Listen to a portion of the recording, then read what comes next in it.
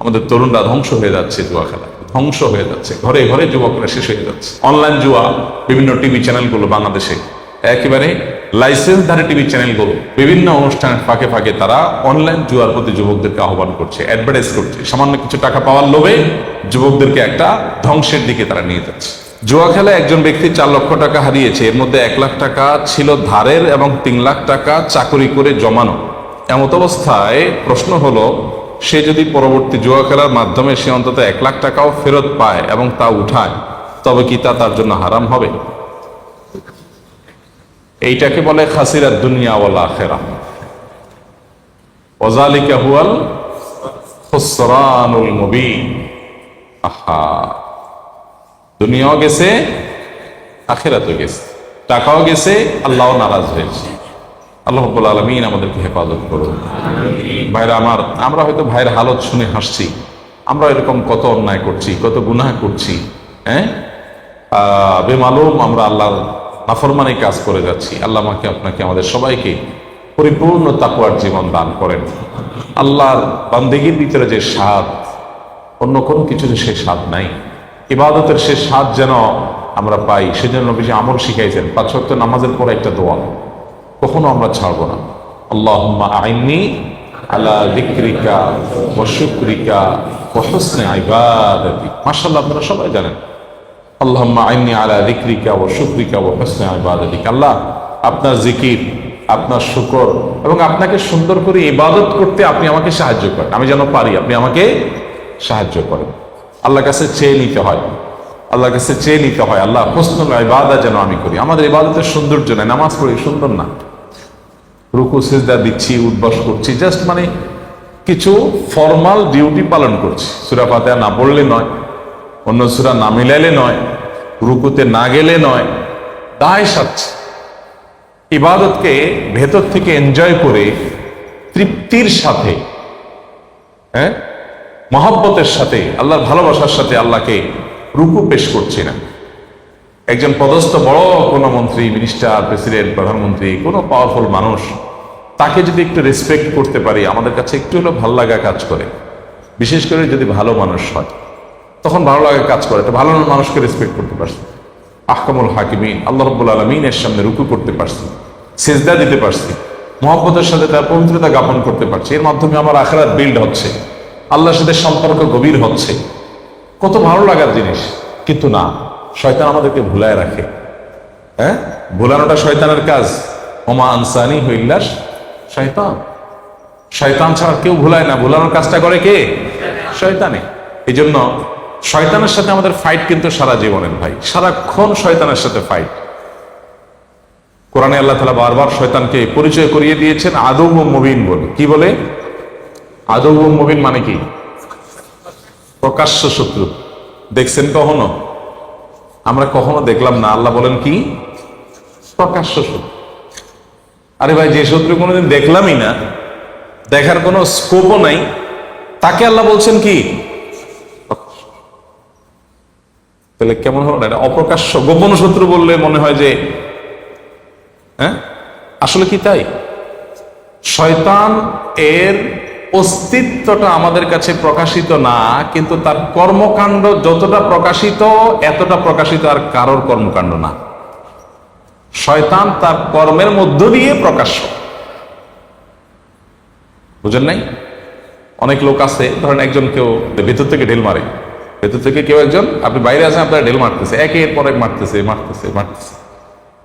তো এখানে সে নিজেকে গোপন রাখছে, কিন্তু তার শয়তানিটা কি নাই? গোপন নাই। এই জন্য আমাদের শয়তানকে মাথায় রাখা উচিত সবসময়। মাথায় কাকে রাখা উচিত? মানে শয়তানের মাথায় রাখা মানে পজিটিভ অর্থে মাথায় রাখা না।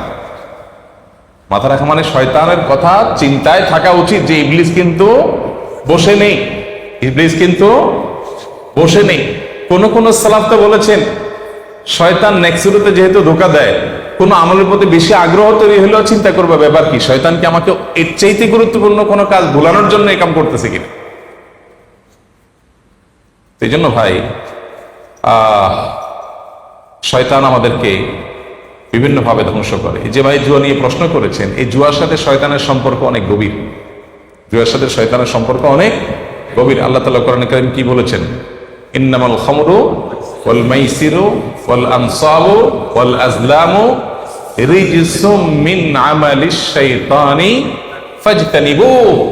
শয়তানের নিকৃষ্ট কর্মকাণ্ডগুলোর মধ্যে থেকে এই জুয়া আজ আমাদের দেশে ফুটবল, ক্রিকেট, বিভিন্ন খেলার উপরে ভর করে আমাদের দেশে প্রবেশ করছে তরুণ সমাজের মধ্যে। এখন সাধারণ স্ক্রিনে খেলা দেখছে, সেখানে বাজি ধরছে টাকা দিয়ে, ঘরে ঘরে, এলাকাতে এলাকাতে, এবং এটা এমন ভাবে ব্যাধির মতো ছড়ায় যাচ্ছে যে এই ব্যাধি থেকে আমাদের তরুণ প্রজন্মকে রক্ষা করা খুবই কঠিন। এই সমস্ত খেলাধুলার উপরে ভর করে এই জুয়া সারা দেশে বিস্তৃতি লাভ করছে, তরুণদের মধ্যে বিস্তৃতি লাভ করছে, এবং মোবাইল অ্যাপের মাধ্যমে এটা ব্যাপকভাবে বিস্তৃতি লাভ করছে। অনলাইন জুয়া ব্যাপকভাবে বিস্তৃতি লাভ করছে।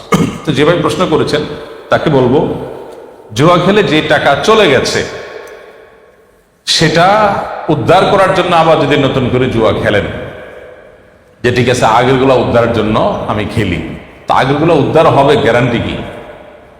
উদ্ধার হবে না হয়ে বরং আরো তো চলে যেতে পারে, কি বলেন? আর যদি উদ্ধার হয়ও কথার কথা, তো সেক্ষেত্রে শয়তান, যে শয়তানের কাজই হলো জুয়া খেলানো, জুয়ার সাথে শয়তানের নিবিড় সম্পর্ক আছে, সে আপনাকে উদ্ধারের পরে বলবে 1 লাখ উঠছে, আরো তো 3 লাখ আছে, উঠাও। এরপরে বলবে ঠিক আছে আর 2 কদম বাড়ো, প্রত্যেকবার কি আর ধরা খায় মানুষ, এবার হয়তো লাভ করবা।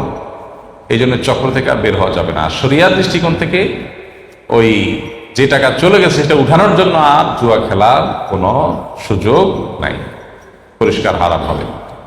হ্যাঁ, আপনি আগের টাকা যে নিয়ে গেছে, এখন নতুন করে যদি আপনি টাকা জিতেনও, সেটা কার কাছ থেকে নেবেন? আর আগের ক্ষতিপূরণের জন্য নতুন করে আবার জুয়া খেলা, এটা যায় যাবে না। বরং এক কাজ করেন, দেখেন শয়তান যে এখানে কুবুদ্ধি দিছে ভদ্রলোককে, দেখেন এটা একটা আইডিয়া, মানে একটা কু আইডিয়া দিছে, এর একটা ক্লু এখানে দেই। সেটা হলো, আচ্ছা যেই টাকা চলে গেছে এটা উদ্ধারের জন্য জুয়া খেলতে বুদ্ধি দিছে শয়তান। কেন শয়তান এই বুদ্ধিটা দিতে পারলো না যে ওইটা উঠার জন্য তুমি এখন জানতো মেহনত করে ব্যবসা শুরু করে দাও? কি বলেন? এই বুদ্ধিটা দেওয়া যেত না? কিন্তু না, শয়তান তারে এই যে কুবুদ্ধি যে শয়তান দিছে তার প্রমাণ হলো এটা। সুবুদ্ধির আলামত হইতো কি? ভাই জুয়া আমার 1 লাখ টাকা গেছে, আগে আমি 8 ঘন্টা ডিউটি করতাম, এখন 12 ঘন্টা না 14 ঘন্টা ডিউটি করবো, ওভার টাইম করে করে 1 লাখ আমি উঠাই ফেলবো।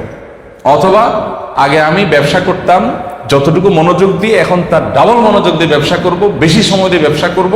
দোকানটা আগে সকাল 9টায় খুলতাম, এখন ফজর পরে খুলে ফেলবো, যাতে করে কাস্টমার 2-4টা বেশি হয়, 2-4 পয়সা বেশি আসে। এই 1 লাখ আমাকে উঠাই ফেলতে হবে। শয়তান কখনো সুবুদ্ধি দিবে না। আদৌল মুবিন, সে শত্রু, কুবুদ্ধি দিবে। এই ভদ্রলোককে শয়তান কুবুদ্ধি দিছে। তো যিনি প্রশ্ন করেছেন, আমি জানি না উনি এখানে আছেন না অনলাইনে কেউ প্রশ্ন করেছেন, যে ভাই হন না কেন, তাকে বলবো দয়া করে শয়তানকে বেইজ্জত করে তার মুখে চুনকালি মেখে দিয়ে জীবনের তরে হিম্মতের সাথে সাহস করে হারাম থেকে বের হয়ে আসেন। বান্দা যখন তওবা করে বের হয়ে আসে, আল্লাহ বান্দার সব গুনাহ মাফ করে দেয়। আপনার টাকা হারিয়েছেন, যে গুনাহগুলো হয়েছে, এগুলো সবগুলো আল্লাহ মাফ করে দিবেন। ইন্নাল্লাহা ইয়াগফিরুয যুনুবা জামিআ লা তাকনাতু মির রাহমাতিল্লাহ, ইন্নাল্লাহা ইয়াগফিরুয যুনুবা জামিআ। আল্লাহর রহমত থেকে নিরাশ হবেন, আল্লাহ সব গুনাহ মাফ করে দিবেন, আল্লাহ ওয়াদা করেছে। আল্লাহ আমাদেরকে গুনাহ থেকে বের হয়ে আসার তৌফিক দান করুন। তওবা করার হিম্মত সবার হয় না ভাইরা আমার।